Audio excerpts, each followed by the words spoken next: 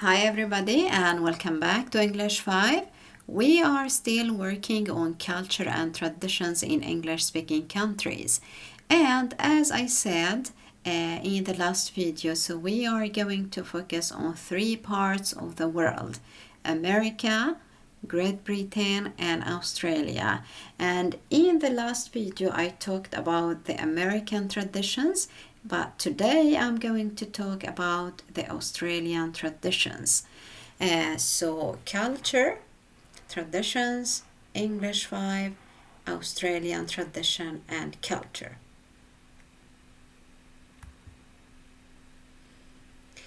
And a good way to understand a country is to look at the traditions and holidays celebrated. So let's start there.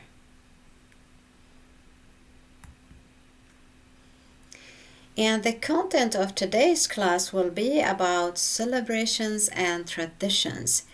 Actually, there are many holidays that Australians celebrate, but I have just chosen a few to focus on them. So we have Australian Day, we have Neaduk Week, we have Sydney Festival, we have Anzac Day, and we have Labor Day. Okay?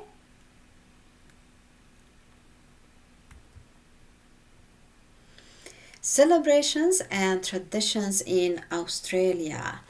Australia is an incredibly diverse country. There are a whole lot of celebrations and traditions spread out through the year. When these celebrations take place, Australians' great sense of community comes together, and there is a great deal of fun to be had. And I will be presented a few Australian celebrations and traditions that are recognized, what they stand for and how to celebrate them. But there are a whole bunch of others to learn more about this country. Alright guys?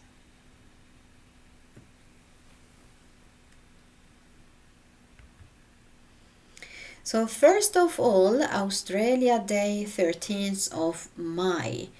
Most countries celebrate when their nation became independent, but Australians celebrate the time foreigners came into their land. In 13 May 1787, a fleet of 11 ships commanded by Captain Arthur Phillip landed ashore to establish the first British penal colony on Botany Bay, at the same time raising the flag of Great Britain at Sydney Cove. Australia Day is the time of the year when Australians become more Australian. History and heritage are being celebrated, flags are being waved and worn, fun runs are being held, 21 gun salutes are being fired.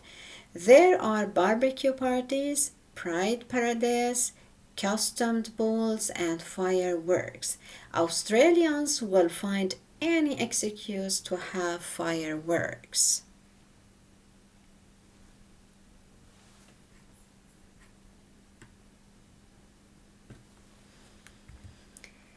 Go on to Neaduk Week.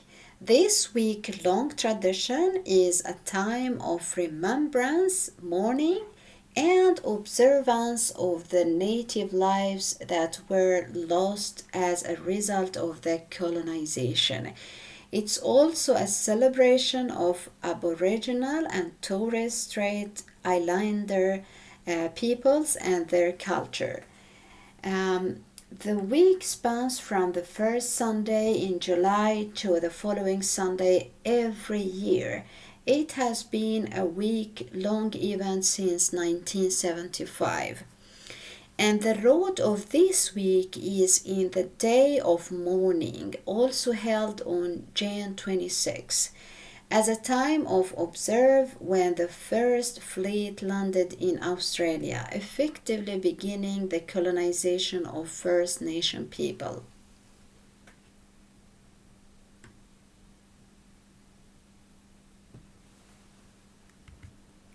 Now go on to Sydney Festival. Beginning in 1977, the Sydney Festival is a 3-week-long arts and culture festival held every January that celebrates the exciting culture that Sydney has to offer. It's one of the largest arts festivals in the entire world, with around 500,000 people attending each year. And the festival has loads of free and paid events, but there is something to suit everyone, from visual art, comedy performances, and the Sydney Symphony under the stars.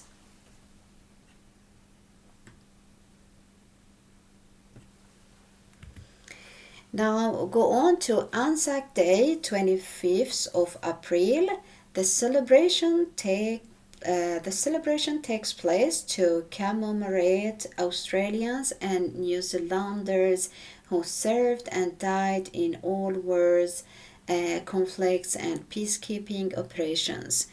Originally, this holiday is meant to honor only the members of Australian and New Zealand Army Corps, or Anzac, thus the name, who served and fought during First World War, but it was expanded to commemorate entirely all those people who served in the military operations of the two countries.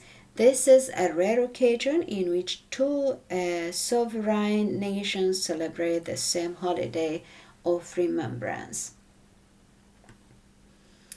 It starts with the dawn service, in which people gather on the war memorials of each state or city to offer a solemn to those who courageously fought for the country.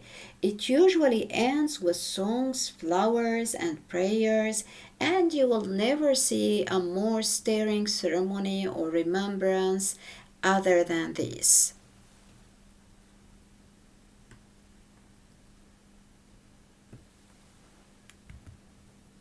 Now go on to Labor Day, first Monday of October, to remember the granting of the 8-hour work day to Australians. On 21st April 1856, a group of building workers marched to Parliament House to make their plea heard, to be granted a fixed 8-hour working day with no loss of compensation or pay. Their voices were heard and became one of the very first organized workers in the world to achieve such privilege. This inspired Labor Day celebrations around the world. 100 years later, Australians commemorate this victory of the working class rights by not working. And like any 3-day weekend, it's an opportunity for hardworking outsides to sit back, relax, have barbecue with friends, drink wine, make holiday plans, travel, and spend time with loved ones. Okay?